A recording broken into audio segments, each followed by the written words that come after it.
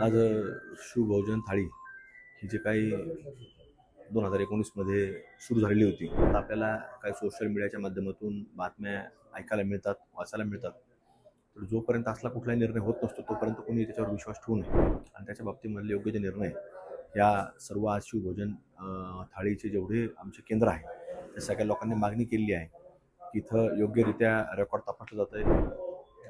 आज शिवभोजन थाळी ही जी काही 2019मध्ये सुरू झालेली होती आणि त्याच्या बाबतीमध्ये आता आपल्याला काही सोशल मीडियाच्या माध्यमातून बातम्या ऐकायला मिळतात, वाचायला मिळतात. तर जोपर्यंत असला कुठलाही निर्णय होत नसतो, तोपर्यंत कोणी त्याच्यावर विश्वास ठेवू नये. आणि तसा निर्णय जर होत असेल, तर निश्चित याच्या बाबतीमधली भूमिका ही आपण समोरच्या माणसाची लक्षामध्ये घेतलं पाहिजे, ध्यानामध्ये घेतलं पाहिजे.